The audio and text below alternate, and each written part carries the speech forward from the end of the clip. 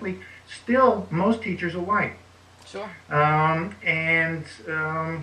And that makes it difficult. I mean, white people are often very nervous talking about race. Hmm. And, so I try to give them permission Yes. to discuss with the kids. It's a minefield. Are you going to say the wrong thing? Or how's it going to be taken? But I think that, in general, I think discussion is healthy. What about his family? How did they react to you coming in saying, you know what, I want to do a story about your dad, the first African American to build this Clearview golf course? Did they have any reservations or questions or concerns? Or were they just, yeah, come on in, do the story?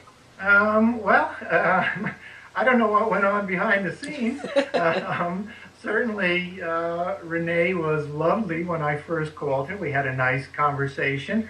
I think she certainly wanted to know who I was and what brought me to the story. I was not part of her world in any way, shape, or form, both in color, and I'd never golfed in my life. I didn't know the lingo. We didn't know the same people. I did send her some of my earlier books. I have a book, As Good as Anybody, Martin Luther King and Abraham Joshua Heschel's Amazing March Towards Freedom. I sent her a copy of Across the Alley, Busing Brewster. And I think that when she saw the books, she realized why this subject was important to me.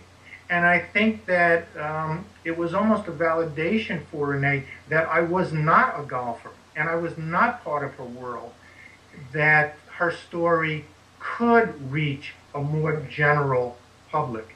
And it was something we had to prove to the publisher as well, of course. Sure. Just on a pure marketing, a book about black golfers. I mean, talk about slicing the pie. Small enough to begin with, smaller.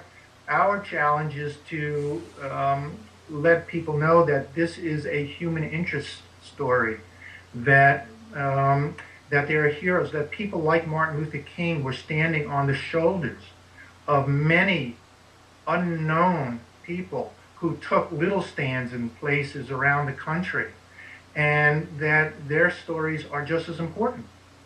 That leads me to wonder about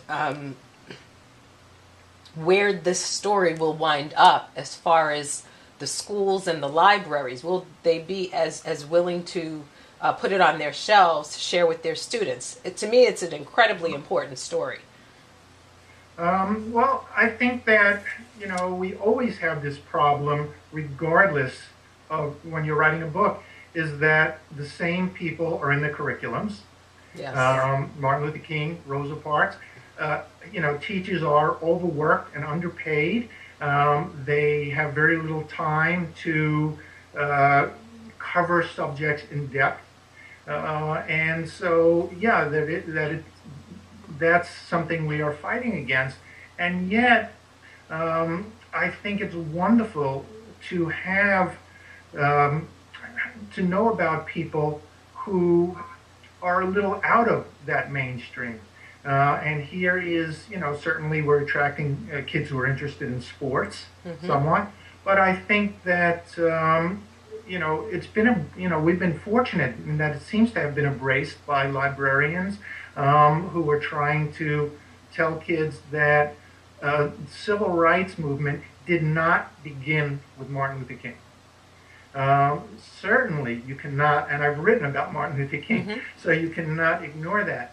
But kids have to know that in small towns all over the country, they can make a difference as well.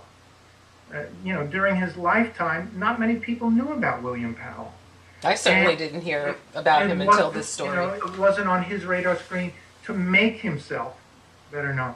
And I think kids have to know that they are making decisions every day in their communities that can affect the future. And that's, what we want to get across with this book, that you can dream, you should dream who you can be, but you also have to remember where you came from. You have to, remember your family. And, that's really, if you boil down, I'm writing the book not for a message per se. It has to be a story that kids like. But, the message is, dare to dream, but don't forget your roots.